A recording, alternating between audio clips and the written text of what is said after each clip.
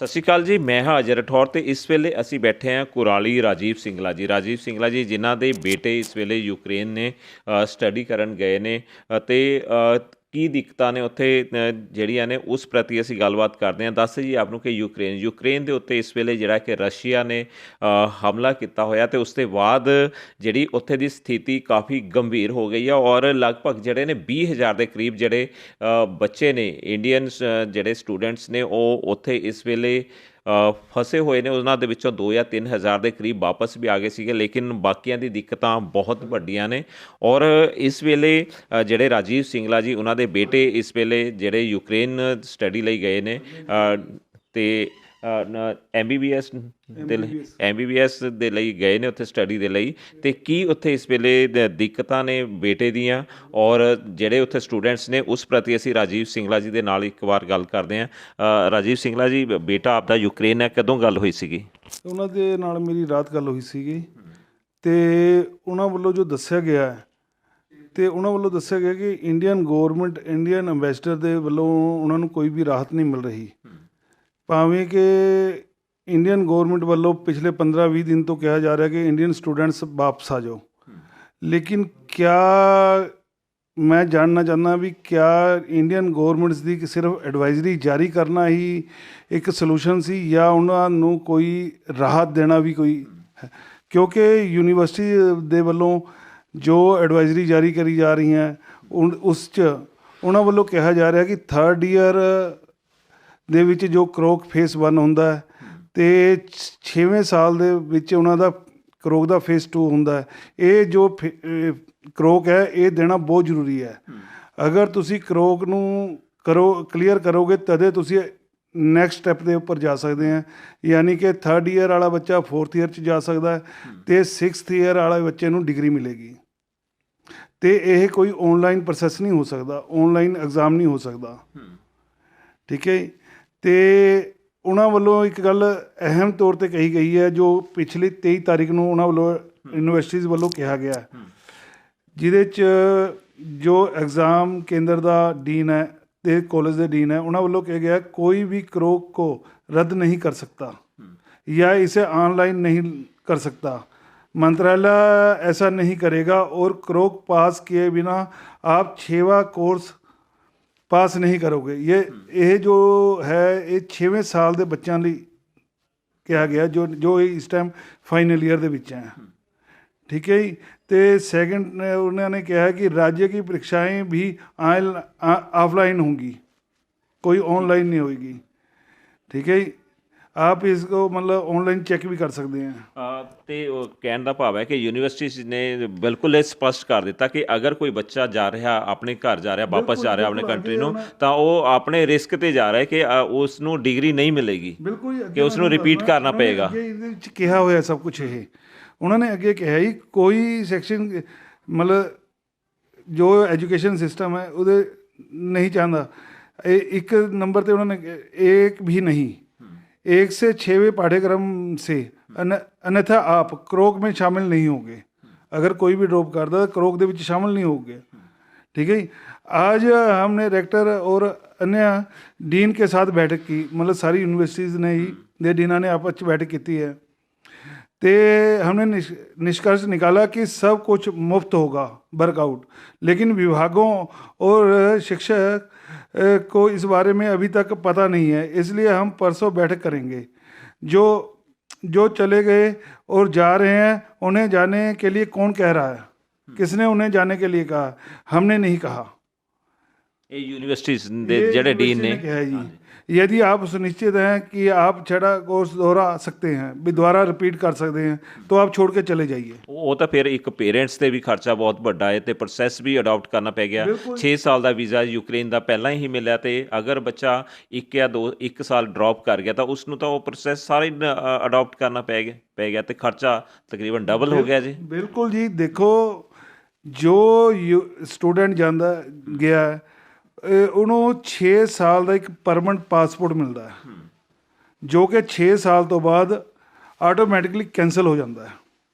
ਇਹ ਤਾਂ ਹੋ ਗਈ ਕਿ ਦਿੱਕਤ ਇਸ ਚੀਜ਼ ਦੀ ਕਿ ਬੱਚੇ ਨੂੰ ਰਿਪੀਟ ਕਰਨਾ ਪਏਗਾ ਅਗਰ ਉਹ ਕੰਟਰੀ ਛੱਡ ਦਿੰਦਾ ਅੱਜ ਤੋਂ ਕੁਝ ਦਿਨ ਪਹਿਲਾਂ। ਹੁਣ ਤਾਂ ਪੋਸੀਬਲ ਹੈ ਹੀ ਨਹੀਂ, ਫਲਾਈਟਸ ਵੀ ਬੰਦ ਹੋ ਗਈਆਂ ਨੇ। ਸਭ ਕੁਝ ਬੰਦ ਹੈ। ਬਾਹਰ ਉੱਥੇ ਤੋਂ ਉਹਨਾਂ ਨੇ ਐਡਵਾਈਜ਼ਰੀ ਜਾਰੀ ਕਰਤੀ ਉੱਥੇ ਦੀ ਗਵਰਨਮੈਂਟ ਨੇ ਕਿ ਕੋਈ ਵੀ ਬੰਦਾ ਬਾਹਰ ਨਾ, ਸਿਵਲੀਅਨ ਜਿਹੜਾ ਹੈ ਕਿ ਬਾਹਰ ਨਾ ਨਿਕਲੇ, ਠੀਕ ਹੈ। ਤੇ ਹੁਣ ਤਾਂ ਪੋਸੀਬਲ ਹੈ ਹੀ ਨਹੀਂ। ਤੇ ਹੁਣ ਜਿਹੜੀ ਵੱਡੀ, ਸਭ ਤੋਂ ਵੱਡੀ ਸਮੱਸਿਆ ਅਸੀਂ ਸਮਝ ਸਕਦੇ ਹਾਂ, ਇੱਕ ਚਿੰਤਾ, ਮਾਂ ਬਾਪ ਦੀ ਜਿਹੜੀ ਚਿੰਤਾ ਕਿ ਬੱਚਾ ਯੂਕਰੇਨ ਬੈਠਾ ਹੈ, ਅਸੀਂ ਇੰਡੀਆ ਦੇ ਵਿੱਚ ਬੈਠੇ ਹਾਂ। ਸਾਡੇ ਕੋਲ ਬੱਚਾ ਹੋਏ ਤਾਂ ਕੁਝ ਹੋਰ ਗੱਲ ਹੁੰਦੀ ਹੈ, ਸਾਨੂੰ ਪਤਾ ਹੁੰਦਾ ਕਿ ਚਾਹੇ ਭਾਵੇਂ ਉਰੇ ਕੁਝ ਵੀ ਹੋ ਰਿਹਾ ਹੋਵੇ, ਇੱਕ ਬੱਚਾ ਹਜ਼ਾਰਾਂ ਕਿਲੋਮੀਟਰ ਦੂਰ ਬੈਠਾ ਹੈ।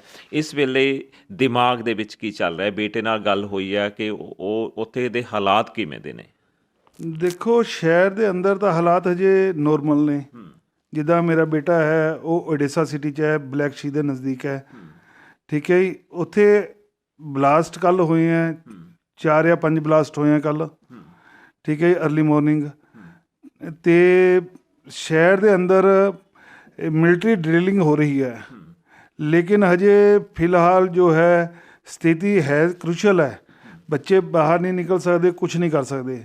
ਔਰ ਸਭ ਤੋਂ ਵੱਡੀ ਗੱਲ ਇਹ ਹੈ ਕਿ ਬੱਚਿਆਂ ਕੋਲ ਇੱਕ ਲਿਮਟਿਡ ਪੈਸੇ ਹੁੰਦੇ ਆ। ਕਿਸੇ ਕੋਲ $50 ਹੈ, ਕਿਸੇ ਕੋਲ $100 ਹੈ ਮੈਕਸੀਮਮ, ਜਾਂ ਉਹਨਾਂ ਦੇ ਕਾਰਡਾਂ ਦੇ ਵਿੱਚ ਪਏ ਨੇ ਪੈਸੇ। ਅਤੇ ਜੋ ATMs ਦੀ ਸਥਿਤੀ ਸਾਹਮਣੇ ਆ ਰਹੀ ਹੈ, ਉਹਨਾਂ 'ਚੋਂ ਪੈਸੇ ਇਸ ਟਾਈਮ ਖਾਲੀ ਹੋ ਚੁੱਕੇ ਆ, ਪੈਸਾ ਨਹੀਂ ਨਿਕਲ ਰਿਹਾ। ਬੱਚਿਆਂ ਕੋਲ ਖਾਣ ਪੀਣ ਦਾ ਸਮਾਨ ਦੀ ਮੁਸ਼ਕਿਲ ਹੋ ਰਹੀ ਹੈ ਅੱਗੇ ਅੱਗੇ, ਕਿਉਂਕਿ ਜਿਹੜੀ ਬਾਹਰ ਦੀ ਯੂਨੀਵਰਸਿਟੀਜ਼ ਹੈ ਇਹਨਾਂ 'ਚ ਹੋਸਟਲ ਨਾਮ ਦੀ ਤਾਂ ਚੀਜ਼ ਹੈ ਨਹੀਂ ਕੋਈ ਵੀ ਹੋਸਟਲ ਦੇ ਵਿੱਚ ਸਭ ਕੁਝ ਪ੍ਰੋਵਾਈਡ ਹੋਏਗਾ। ਆਪਣੇ ਫਲੈਟਸ ਵਗੈਰਾ ਜਾਂ ਕਿਤੇ ਕਿਰਾਏ 'ਤੇ ਰਹਿੰਦੇ ਨੇ ਬੱਚੇ? ਬਿਲਕੁਲ ਜੀ, ਉੱਥੇ ਫਲੈਟਾਂ ਦੇ ਵਿੱਚ ਰਹਿੰਦੇ ਆ ਬੱਚੇ, ਠੀਕ ਹੈ ਜੀ। ਉਹਨਾਂ ਨੇ ਖਾਣ ਪੀਣ ਦਾ ਅਰੇਂਜ ਆਪਣਾ ਕੀਤਾ ਹੋਇਆ, ਸਭ ਕੁਝ ਆਪਣਾ ਹੈ। ਅਤੇ ਇੱਕ ਸਥਿਤੀ ਇਹ ਹੁੰਦੀ ਜਾ ਰਹੀ ਹੈ ਕਿ ਅੱਗੇ ਅੱਗੇ ਖਾਣ ਪੀਣ ਦੀ ਵਸਤਾਂ ਦੀ ਵੀ ਘਾਟ ਆਉਣੀ ਸ਼ੁਰੂ ਹੋ ਗਈ ਹੈ। ਜਿਵੇਂ ਕਿ ਆਪਨੇ ਦੱਸਿਆ ਕਿ ਕੁਝ ਬਲਾਸਟ ਹੋਏ ਨੇ, ਬੱਚੇ ਛੋਟੇ ਨੇ। ਆਪਦੇ ਬੇਟੇ ਦੀ ਉਮਰ ਕਿੰਨੀ ਹੈ? ਮੇਰੇ ਬੇਟੇ ਦੀ ਉਮਰ ਇਸ ਟਾਈਮ ਹੈ ਜੀ 21 ਸਾਲ। ਅਤੇ ਉਸ ਦੇ ਨਾਲ ਹੋਰ ਕਿੰਨੇ ਬੱਚੇ ਰਹਿ ਰਹੇ ਨੇ ਉੱਥੇ? ਕਿੰਨੇ ਸਟੂਡੈਂਟ ਨੇ? ਉਹਨਾਂ ਦੇ ਨਾਲ ਇੱਕ ਬੱਚਾ ਹੋਰ ਹੈ, ਉਹ ਰਾਜਸਥਾਨ ਤੋਂ ਹੈ, ਅਤੇ ਬਾਕੀ ਉਹਦੇ ਫਰੈਂਡ ਹੈ, ਉਹ ਦੂਜੇ ਫਲੈਟ 'ਚ ਰਹਿੰਦੇ ਆ, 3 ਹੋਰ ਨੇ। ਕਿਤੇ ਉਹਨਾਂ ਦੇ ਵਿੱਚ ਕਿਸੇ ਤਰ੍ਹਾਂ ਦੀ ਕੋਈ ਅੰਦਰੂਨੀ ਤੌਰ 'ਤੇ ਉਹ ਕਿਸੇ ਦਹਿਸ਼ਤ ਦੇ ਵਿੱਚ ਤਾਂ ਨਜ਼ਰ ਤਾਂ ਨਹੀਂ ਆ ਰਹੇ? ਤੁਹਾਡੇ ਨਾਲ ਗੱਲਬਾਤ ਹੁੰਦੀ ਹੈ? ਦੇਖੋ, ਗੱਲ ਇਹ ਹੈ, ਬੱਚਾ ਸਾਨੂੰ ਬੋਲਡ ਕਰਨ ਦੀ ਕੋਸ਼ਿਸ਼ ਕਰਦਾ, ਅਸੀਂ ਉਹਨੂੰ ਬੋਲਡ ਕਰਨ ਦੀ ਕੋਸ਼ਿਸ਼ ਕਰਦੇ ਹਾਂ। ਦੋਨੋਂ ਆਪਣੇ ਗਮ ਜਿਹੜੇ ਹੈ ਅੰਦਰ ਛੁਪਾਈ ਬੈਠੇ ਨੇ। ਦੋਨੋਂ ਇੱਕ ਦੂਜੇ ਨੂੰ ਇਹ ਚੀਜ਼ ਨੂੰ ਸ਼ੋਅ ਨਹੀਂ ਕਰਨਾ ਚਾਹੁੰਦੇ, ਕਿਉਂਕਿ ਅਗਰ ਬੱਚਾ ਡਰੇਗਾ, ਡਰ ਦਾ ਸ਼ੋਅ ਹੋ ਗਿਆ ਤਾਂ ਪੇਰੈਂਟਸ ਦੇ ਉੱਪਰ ਅਸਰ ਪੈਂਦਾ ਹੈ।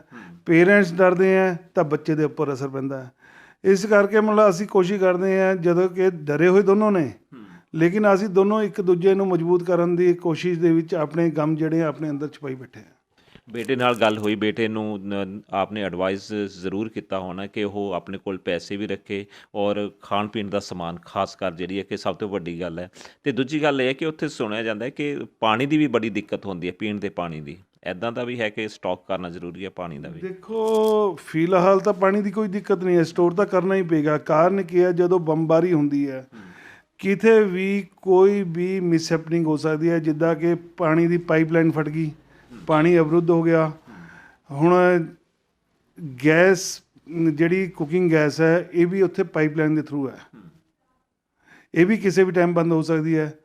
ਹੁਣ ਅਸੀਂ ਬੱਚੇ ਨੂੰ ਕਿਹਾ, ਮੈਂ ਜੋ ਆਪਣੇ ਬੇਟੇ ਨੂੰ ਕਿਹਾ ਬਈ ਕੱਚਾ ਖਾਣਾ ਤਾਂ ਰੱਖਣਾ ਹੀ ਰੱਖਣਾ, ਨਾਲ ਐਸੀ ਚੀਜ਼ਾਂ ਵੀ ਰੱਖੋ ਜਿੱਦਾਂ ਬਿਸਕੁਟ ਹੋ ਗਏ, ਨਮਕੀਨ ਹੋ ਗਈ, ਬ੍ਰੈਡ ਬਨ ਹੋ ਗਏ, ਜਿਹੜੇ ਪੈਕਡ ਆਉਂਦੇ ਆ, ਏਅਰ ਉਹ ਹੁੰਦੇ ਆ, ਅਤੇ ਉਹ ਹਫ਼ਤਾ ਕੱਢ ਜਾਂਦੇ ਆ। ਇੰਡੀਅਨ ਅੰਬੈਸੀ ਵੱਲੋਂ ਕੋਈ ਐਡਵਾਈਜ਼ਰੀ ਜਾਰੀ ਹੋਈ ਹੈ? ਇੰਡੀਅਨ ਅੰਬੈਸੀ ਵੱਲੋਂ ਐਡਵਾਈਜ਼ਰੀ ਜਾਰੀ ਹੋਈ ਹੈ ਕਿ ਜੋ ਲੇਟੈਸਟ ਅੱਜ ਦੀ ਹੈ ਕਿ ਇੰਡੀਅਨ ਬੱਚਿਆਂ ਨੂੰ ਕੱਢਣ ਵਾਸਤੇ ਬਾਰਡਰ ਦੇ ਉੱਪਰ ਰਾਹਤ ਕੈਂਪ ਬਣਾਏ ਗਏ ਨੇ, ਜਿਵੇਂ ਕਿ ਪੋਲੈਂਡ ਦੇ ਕੋਲ, ਹੰਗਰੀ ਦੇ ਕੋਲ। ਪਰ ਮੈਂ ਸਰਕਾਰ ਤੋਂ ਇੱਕ ਗੱਲ ਜਾਣਨਾ ਚਾਹੁੰਦਾ ਹਾਂ ਇਸ ਐਡਵਾਈਜ਼ਰੀ ਦੇ ਉੱਪਰ ਹੀ, ਕਿ ਬੱਚਾ ਉਸ ਬਾਰਡਰ 'ਤੇ ਪਹੁੰਚੇਗਾ ਕਿਵੇਂ ਪਹੁੰਚੇਗਾ? ਜੋ ਬੱਚਾ 1000 ਤੋਂ ਲੈ ਕੇ 1500 ਕਿਲੋਮੀਟਰ ਦੂਰ ਬੈਠਾ ਹੈ, ਔਰ ਪੋਲੈਂਡ ਦੇ ਹੀ ਬਾਰਡਰ ਤੋਂ ਇਹ ਲੜਾਈ ਸ਼ੁਰੂ ਹੋਈ ਹੈ, ਜੋ ਬੱਚਿਆਂ ਦਾ ਦੱਸਣਾ ਹੈ। ਉੱਥੇ ਹੀ ਬੇਸ ਕੈਂਪ ਨੇ? ਉੱਥੇ ਹੀ ਬੇਸ ਕੈਂਪ ਹੈ। ਤੇ ਯੂਕਰੇਨ ਗਵਰਨਮੈਂਟ ਵੱਲੋਂ ਡਰਿਲਿੰਗ ਕਰਦੇ ਹੋਏ ਇਹ ਕਿਹਾ ਜਾ ਰਿਹਾ ਵੀ ਕੋਈ ਵੀ ਬੰਦਾ ਬਾਹਰ ਨਾ ਨਿਕਲੇ, ਕੋਈ ਸਾਰੇ ਪਬਲਿਕ ਟਰਾਂਸਪੋਰਟ ਉਹਨਾਂ ਵੱਲੋਂ ਬੰਦ ਕਰਤੀ ਗਈ ਹੈ। ਤੇ ਬੱਚਾ ਪਹੁੰਚੇਗਾ ਕਿੱਦਾਂ? 1500 ਕਿਲੋਮੀਟਰ ਬੱਚਾ ਜਾਏਗਾ ਕਿਵੇਂ ਜਦੋਂ ਬਾਹਰ ਕੋਈ ਕਨਵੈਂਸ ਸਹੀ ਹੋਈ ਨਹੀਂ, ਫਿਰ ਕਿਵੇਂ ਪਹੁੰਚੇਗਾ? ਇਹ ਵੱਡਾ ਉਹ ਹੈ, ਚਲੋ ਬਹੁਤ ਬੜੀ। ਬੱਚਾ ਕਿਸੇ ਤਰ੍ਹਾਂ ਪ੍ਰਾਈਵੇਟ ਕਾਰ ਕਰਕੇ ਚਲੇ ਗਿਆ, ਮਹਿੰਗੀ ਸਹਿੰਗੀ ਜੋ ਵੀ ਮਤਲਬ ਰੇਟ ਦੇ ਵਿੱਚ ਮਿਲਦੀ ਹੈ, ਲੇਕਿਨ ਉਹਦੀ ਸਿਕਿਉਰਿਟੀ ਕੀ ਹੈ? ਰਸਤੇ ਦੀ ਰਸਤੇ ਦੀ ਸਿਕਿਉਰਿਟੀ ਕੀ ਹੈ ਜਿੱਥੇ ਹਜ਼ਾਰਾਂ ਹੀ ਟੈਂਕਰ ਘੁੰਮ ਰਿਹਾ ਹੈ? 1500 ਕਿਲੋਮੀਟਰ, ਯਾਨੀ ਕਿ ਤੁਸੀਂ ਕਈ ਸ਼ਹਿਰਾਂ ਤੋਂ ਬਾਹਰ ਨਿਕਲਣਾ ਹੈ ਜਿੱਥੇ ਬੰਬਾਰੀ ਹੋ ਰਹੀ ਹੈ। ਕਿਉਂਕਿ ਦੇਖੋ ਕੋਈ ਵੀ ਲੜਾਈ ਹੈ, ਸਿਵਿਲੀਅਨ ਨੂੰ ਬਚਾਉਣ ਵਾਸਤੇ ਉਹਨਾਂ ਵੱਲੋਂ ਆਊਟਰਾਂ ਦੇ ਉੱਪਰ ਬੰਬਾਰੀ ਕੀਤੀ ਜਾ ਰਹੀ ਹੈ ਵੀ ਸਿਵਿਲੀਅਨ ਜਿਹੜੇ ਆਹਤ ਨਾ ਹੋਣ। ਲੇਕਿਨ ਜਦੋਂ ਉਹਨਾਂ ਨੇ 1500 ਕਿਲੋਮੀਟਰ ਜਾਣਾ, 1500 ਕਿਲੋਮੀਟਰ ਆਬਾਦੀਆਂ ਨਹੀਂ ਹੈ, ਉਹ 1500 ਕਿਲੋਮੀਟਰ ਬੱਚਾ ਪਹੁੰਚੇਗਾ ਕਿੱਦਾਂ? ਬਹੁਤ ਵੱਡਾ ਇਸ ਵੇਲੇ ਚਿੰਤਾ ਦਾ ਵਿਸ਼ਾ ਹੈ। ਜਿਹੜੇ ਕਿ ਬੱਚੇ ਯੂਕਰੇਨ ਗਏ ਹੋਏ ਨੇ ਉਹਨਾਂ ਦੇ ਮਾਂ-ਬਾਪ ਦੇ ਲਈ, ਖਾਸ ਕਰ ਮਾਂ-ਬਾਪ ਦੀ ਅਸੀਂ ਗੱਲ ਕਰ ਲਈਏ ਕਿ ਉਹਨਾਂ ਲਈ ਬਹੁਤ ਉਹ ਹੈ। ਜਿਹੜੇ ਆਪਦੇ ਮਿਸਿਸ ਨੇ ਉਹ ਕਿਵੇਂ ਨੇ? ਠੀਕ ਠਾਕ ਨੇ? ਫਿਲਹਾਲ ਠੀਕ ਨੇ, ਲੇਕਿਨ ਮੈਂ ਤੁਹਾਨੂੰ ਪਹਿਲਾਂ ਹੀ ਕਹਿ ਚੁੱਕਿਆ, ਕੋਈ ਵੀ ਇੱਕ ਦੂਏ ਨੂੰ ਇਹ ਦਿਖਾਣਾ ਨਹੀਂ ਚਾਹੁੰਦਾ ਵੀ ਮੈਂ ਕੀ ਹਾਂ। ਦੇਖੋ, ਮਾਂ ਜਿਹੜੀ ਹੈ, ਮਾਂ ਦਾ ਔਰ ਪਿਤਾ ਦੇ ਵਿੱਚ ਫਰਕ ਹੁੰਦਾ ਹੈ ਕਿ ਮਾਂ ਦਾ ਜਿਹੜਾ ਦਿਲ ਹੈ ਉਹ ਬੱਚੇ ਦੇ ਲਈ ਜਿਹੜਾ ਕੋਮਲ ਸਮਝਿਆ ਜਾਂਦਾ ਹੈ, ਉਸ ਚੀਜ਼ ਨੂੰ ਕਿਵੇਂ ਸਾਂਭ ਰਹੇ ਹੋ? ਬੜਾ ਮੁਸ਼ਕਿਲ ਹੈ। ਕੱਲ੍ਹ ਤੋਂ ਸਾਡੇ ਫੋਨ ਨਹੀਂ ਬੰਦ ਹੋਏ, ਕਦੇ ਕਿਸੇ ਰਿਲੇਟਿਵ ਦਾ ਫੋਨ, ਕਦੇ ਕਿਸੇ ਦਾ। ਈਵਨ ਕਿ ਤੁਸੀਂ ਦੇਖਿਆ ਤੁਹਾਡੇ ਬੈਠੇ ਕਈ ਫੋਨ ਆ ਚੁੱਕੇ ਨੇ, ਕਾਫੀ ਫੋਨ ਆਏ ਨੇ, ਹੁਣ ਵੀ ਆ ਰਹੇ। ਠੀਕ ਹੈ ਜੀ, ਕਈ ਫੋਨ ਆ ਚੁੱਕੇ ਨੇ ਜਿਨ੍ਹਾਂ 'ਚ ਮਤਲਬ ਇਹ ਚੀਜ਼ਾਂ ਤੁਸੀਂ ਦੇਖਿਆ ਹੀ ਹੈ ਵੀ ਹਰ ਕੋਈ ਪੁੱਛ ਰਿਹਾ ਹੈ।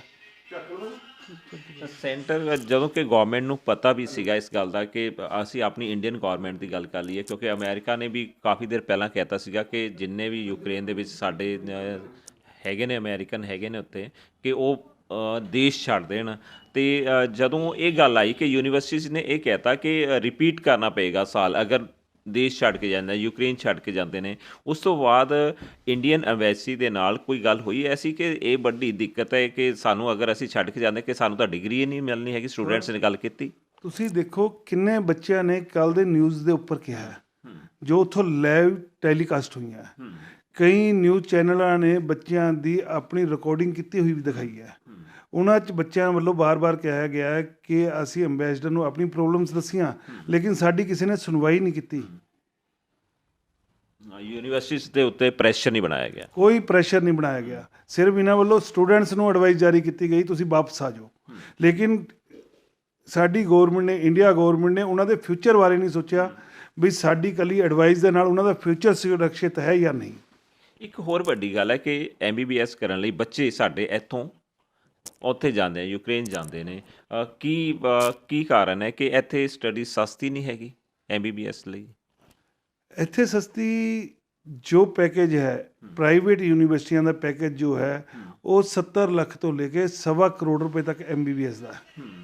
ਅਤੇ ਸਾਡੀ ਸਭ ਤੋਂ ਦੁਖਦ ਗੱਲ ਹੈ ਸਾਡਾ ਸਿਸਟਮ, ਜਿਹਦੇ 166 ਨੰਬਰ ਵਾਲੇ ਨੂੰ ਐਡਮਿਸ਼ਨ ਮਿਲ ਜਾਂਦੀ ਹੈ, 450 ਵਾਲੇ ਨੂੰ ਐਡਮਿਸ਼ਨ ਨਹੀਂ ਮਿਲਦੀ। ਯੂਕਰੇਨ ਕਿੰਨੇ ਕੁ ਦੇ ਵਿੱਚ ਜਿਹੜਾ ਕਿ ਬੱਚਾ MBBS ਕਰਕੇ ਆ ਜਾਂਦਾ 6 ਸਾਲ ਦੀ ਸਟੱਡੀ? ਉਹਦੇ 'ਚ ਜੋ ਫੀਸਾਂ ਨੇ ਅਤੇ ਹੋਸਟਲ ਖਰਚਾ ਉਹ ਮਿਲਾ ਕੇ 26.5 ਲੱਖ ਰੁਪਏ ਦਾ ਪੈਕੇਜ ਹੈ। ਬੜਾ ਫਰਕ ਹੈ, ਬਹੁਤ ਜ਼ਿਆਦਾ ਫਰਕ ਹੈ। ਅਤੇ ਇਸ ਵੇਲੇ ਤੁਸੀਂ ਆਪਣੀ ਇੰਡੀਅਨ ਗਵਰਨਮੈਂਟ ਨੂੰ ਕੀ ਕਹਿਣਾ ਚਾਹੁੰਦੇ ਹੋ? ਇੰਡੀਅਨ ਗੌਰਮੈਂਟ ਨੂੰ ਇਹੀ ਹੈ ਕਿ ਇਹਦਾ ਸੋਲੂਸ਼ਨ ਕੱਢਿਆ ਜਾਵੇ, ਬੱਚਿਆਂ ਦਾ ਭਵਿੱਖ ਵੀ ਸੁਰੱਖਿਅਤ ਰੱਖਿਆ ਜਾਵੇ ਅਤੇ ਉਹਨਾਂ ਨੂੰ ਬਾਹਰ ਵੀ ਕੱਢਿਆ ਜਾਵੇ।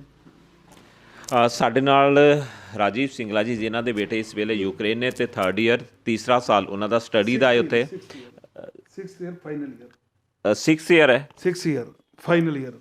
ਫਾਈਨਲ ਈਅਰ ਹੈ ਇਸ ਟਾਈਮ 'ਤੇ। ਅਤੇ ਉਹਨਾਂ ਦੀ ਵੱਡੀ ਜਿਹੜੀ ਸਮੱਸਿਆ ਉਸ ਦੇ ਨਾਲ ਨਾਲ ਐਸੇ ਤਰ੍ਹਾਂ ਦੀਆਂ ਹੋਰ ਵੀ ਜਿਹੜੇ ਬੱਚੇ ਨੇ ਉਹਨਾਂ ਦੀਆਂ ਸਮੱਸਿਆਵਾਂ ਹੋਣਗੀਆਂ, ਐਸੀਆਂ ਮੁਸ਼ਕਿਲਾਂ ਹੋਣਗੀਆਂ ਪੇਰੈਂਟਸ ਦੀਆਂ ਵੀ ਕਿ 6 ਈਅਰ ਦਾ ਜਿਹੜਾ ਸਟੂਡੈਂਟ ਹੈ ਉਹ ਤਦ ਹੀ ਉੱਥੋਂ ਵਾਪਸ ਆ ਸਕਦਾ ਹੈ ਅਗਰ ਉਸ ਦੇ ਕੋਲ ਡਿਗਰੀ ਹੋਵੇ। ਅਤੇ ਡਿਗਰੀ ਦੇ ਲਈ ਜਿਹੜਾ ਕਿ ਉਸਨੂੰ ਆਫਲਾਈਨ ਜਿਹੜੀ ਕਲਾਸਿਸ ਲਾਉਣੀਆਂ ਜ਼ਰੂਰੀ ਸਨ। ਅਤੇ ਜਿਹੜੀ ਯੂਨੀਵਰਸਿਟੀਜ਼ ਨੇ ਯੂਕਰੇਨ ਦੀਆਂ, ਉਹਨਾਂ ਨੇ ਇਹ ਗਾਈਡਲਾਈਨ ਜਾਰੀ ਕਰ ਦਿੱਤੀ, ਉਹਨਾਂ ਨੇ ਐਡਵਾਈਜ਼ਰੀ ਜਾਰੀ ਕਰ ਦਿੱਤੀ ਕਿ ਅਗਰ ਕੋਈ ਬੱਚਾ ਜਿਹੜਾ ਕਿ ਇਸ ਵੇਲੇ ਜਿਹੜਾ ਹੈ ਉਹ ਦੇਸ਼ ਛੱਡ ਕੇ ਜਾ ਰਿਹਾ, ਯੂਕਰੇਨ ਛੱਡ ਕੇ ਜਾ ਰਿਹਾ, ਤਾਂ ਉਸ ਨੂੰ ਜਿਹੜੀ ਹੈ ਕਿ ਉਹ ਡਿਗਰੀ ਨਹੀਂ ਮਿਲੇਗੀ, ਉਸ ਨੂੰ ਰਿਪੀਟ ਕਰਨਾ ਪਏਗਾ। ਰਿਪੀਟ ਦਾ ਮਤਲਬ ਹੈ ਕਿ ਸਾਰਾ ਹੀ ਪ੍ਰੋਸੈਸ ਦੁਬਾਰਾ ਤੋਂ ਅਡੋਪਟ ਕਰਨਾ ਪਏਗਾ, ਜਿਸ ਦੇ ਪ੍ਰਤੀ ਜਿਹੜੀ ਹੈ ਕਿ ਰਾਜੀਵ ਜੀ ਨੇ ਦੱਸਿਆ ਕਿ ਉੱਥੇ ਤੋਂ ਜਿਹੜੇ ਸਟੂਡੈਂਟਸ ਨੇ ਉਹਨਾਂ ਨੇ ਬਾਰ-ਬਾਰ ਜਿਹੜੇ ਕਿ ਇੰਡੀਅਨ ਗਵਰਨਮੈਂਟ ਨੂੰ, ਇੰਡੀਅਨ ਐਮਬੈਸੀ ਨੂੰ ਇਹ ਜਾਣਕਾਰੀ ਦੇਣ ਦੀ ਕੋਸ਼ਿਸ਼ ਕੀਤੀ ਕਿ ਸਾਡੇ ਲਈ ਬਹੁਤ ਹੀ ਜ਼ਿਆਦਾ ਮੁਸ਼ਕਿਲ ਹੈ ਇਸ ਵੇਲੇ ਕਿ ਜਿਹੜੀ ਯੂਨੀਵਰਸਿਟੀਜ਼ ਨੇ ਉਹ ਪ੍ਰੈਸ਼ਰ ਬਣਾ ਰਹੀਆਂ ਨੇ ਕਿ ਉਹ ਯੂਨੀਵਰਸਿਟੀ ਛੱਡ ਕੇ ਨਾ ਜਾਣ, ਕਿਉਂਕਿ ਅਗਰ ਉਹ ਛੱਡ ਕੇ ਜਾਂਦੇ ਆ ਤਾਂ ਉਹ ਜਿਹੜੇ ਕਿ ਖਾਸ ਕਰ ਜਿਹੜੇ 6th ਈਅਰ ਦੇ ਸਟੂਡੈਂਟ ਨੇ ਜਿਨ੍ਹਾਂ ਦਾ 6ਵਾਂ ਸਾਲ ਇਸ ਵੇਲੇ ਚੱਲ ਰਿਹਾ ਹੈ, ਉਹਨਾਂ ਨੂੰ ਡਿਗਰੀ ਨਹੀਂ ਮਿਲੇਗੀ। ਡਿਗਰੀ ਨਹੀਂ ਮਿਲੇਗੀ ਤਾਂ ਬੱਚੇ ਦਾ ਫਿਊਚਰ ਹਨੇਰੇ ਦੇ ਵਿੱਚ, ਉਸਨੇ 6 ਸਾਲ ਉੱਥੇ ਲਗਾ ਦਿੱਤੇ ਨੇ। ਅਤੇ ਉਸ ਦੇ ਨਾਲ ਨਾਲ ਵੱਡੀ ਗੱਲ ਜਿਹੜੀ ਰਾਜੀਵ ਜੀ ਨੇ ਕਹੀ ਕਿ ਸਾਡਾ ਜਿਹੜਾ ਸਿਸਟਮ ਹੈ ਉਸ ਦੇ ਵਿੱਚ ਵੱਡੀਆਂ ਖਾਮੀਆਂ ਨੇ। ਉੱਥੇ ਜਿਹੜਾ ਯੂਕਰੇਨ ਦੇ ਵਿੱਚ ਜਿਹੜਾ ਕਿ ਮੈਡੀਕਲ ਬੇਸ 'ਤੇ, MBBS ਬੇਸ 'ਤੇ, ਡਾਕਟਰ ਬੇਸ 'ਤੇ ਹੱਬ ਵੀ ਮੰਨਿਆ ਜਾਂਦਾ ਹੈ, ਜਿੱਥੋਂ ਬਹੁਤ ਜ਼ਿਆਦਾ ਬੱਚੇ ਜਿਹੜੇ ਨੇ ਸਟੱਡੀ ਕਰਕੇ ਆਉਂਦੇ ਨੇ, ਇੰਡੀਆ ਆਉਂਦੇ ਨੇ, ਡਾਕਟਰੀ ਲਾਈਨ ਦੇ ਵਿੱਚ ਜਾਂਦੇ ਨੇ। ਉਹ ਉੱਥੇ ਜਿਹੜੀ ਹੈ ਕਿ 25 ਜਾਂ 30 ਲੱਖ ਦੇ ਵਿੱਚ ਜਿਹੜੀ ਹੈ ਬੱਚੇ ਦਾ MBBS ਜਿਹੜੀ ਆ ਉਸਦੀ ਜਿਹੜੀ ਸਟੱਡੀ ਆ ਉਹ ਡਿਪਲੋਮਾ ਜਿਹੜਾ ਉਹ ਪੂਰਾ ਕੋਰਸ ਹੋ ਜਾਂਦਾ। ਅਤੇ ਉਸ ਦੇ ਨਾਲ ਨਾਲ ਜੇ ਅਗਰ ਇੰਡੀਆ ਦੇ ਵਿੱਚ ਦੇਖੀਏ ਤਾਂ ਉਹ ਤਕਰੀਬਨ 1 ਕਰੋੜ ਦੇ ਵਿੱਚ ਪੈਂਦਾ, 70 ਲੱਖ ਤੋਂ ਲੈ ਕੇ 1 ਕਰੋੜ ਦੇ ਵਿੱਚ ਪੈਂਦਾ, ਜਿਸ ਦੇ ਪ੍ਰਤੀ ਵੀ ਇੰਡੀਅਨ ਗੌਰਮੈਂਟ ਨੂੰ ਸੋਚਣ ਦੀ ਜ਼ਰੂਰਤ ਹੈ ਤਾਂ ਕਿ ਸਾਡੇ ਬੱਚੇ ਜਿਹੜੇ ਨੇ ਇੱਥੇ ਸਟੱਡੀ ਕਰਨ ਔਰ ਇੱਥੋਂ ਹੀ ਵਧੀਆ ਭਵਿੱਖ ਦੇ ਲਈ ਸਮਾਜ ਦੇ ਵਿੱਚ ਅੱਗੇ ਵਿਚਰ ਸਕਣ, ਤਾਂ ਕਿ ਜਿਸ ਤਰ੍ਹਾਂ ਦੀ ਇਸ ਵੇਲੇ ਯੂਕਰੇਨ ਦੇ ਅੰਦਰ ਜਿਹੜੀ ਪ੍ਰੋਬਲਮਸ ਬੱਚਿਆਂ ਨੂੰ ਕ੍ਰੀਏਟ ਕਰਨੀ ਪਈ ਹੈ ਔਰ ਉਸ ਦੇ ਨਾਲ ਨਾਲ ਇਸ ਵੇਲੇ ਮਾਨਸਿਕ ਤੌਰ 'ਤੇ ਪਰੇਸ਼ਾਨ ਨੇ, ਇੱਥੇ ਜਿਹੜੇ ਪੇਰੈਂਟਸ ਬੈਠੇ ਨੇ ਬੱਚਿਆਂ ਦੇ ਉਹ ਵੀ ਪਰੇਸ਼ਾਨ ਨੇ, ਅਤੇ ਗੌਰਮੈਂਟ ਨੂੰ ਸੋਚਣਾ ਚਾਹੀਦਾ। ਅਤੇ ਵੱਡੀ ਗੱਲ ਕਿ ਕੈਂਪ ਜਿਹੜੇ ਨੇ, ਬੇਸ ਕੈਂਪ ਜਿਹੜੇ ਨੇ ਗੌਰਮੈਂਟ ਨੇ, ਇੰਡੀਅਨ ਗੌਰਮੈਂਟ ਨੇ ਕਿਹਾ ਕਿ ਜਿਹੜੇ ਲਗਾਏ ਨੇ ਉਹ ਜਿੱਥੇ ਬੱਚੇ ਬੈਠੇ ਨੇ ਉੱਥੋਂ 1500 ਕਿਲੋਮੀਟਰ ਹੈ, 1500 ਕਿਲੋਮੀਟਰ ਜਾਣਾ ਪੋਸੀਬਲ ਨਹੀਂ, ਜਿਸ ਦੇ ਪ੍ਰਤੀ ਵੀ ਗੌਰਮੈਂਟ ਨੂੰ ਚਾਹੀਦਾ ਕਿ ਸਟੂਡੈਂਟਸ ਨੂੰ ਜਿੱਥੇ ਉਹ ਬੈਠੇ ਨੇ ਉੱਥੋਂ ਤੋਂ ਬੇਸ ਕੈਂਪ ਤੱਕ ਜਾਣ ਦੇ ਲਈ ਉਹਨਾਂ ਦੀ ਸੇਫਟੀ ਦਾ ਧਿਆਨ ਕਰਨ। ਅਜੇ ਰਾਠੌਰ,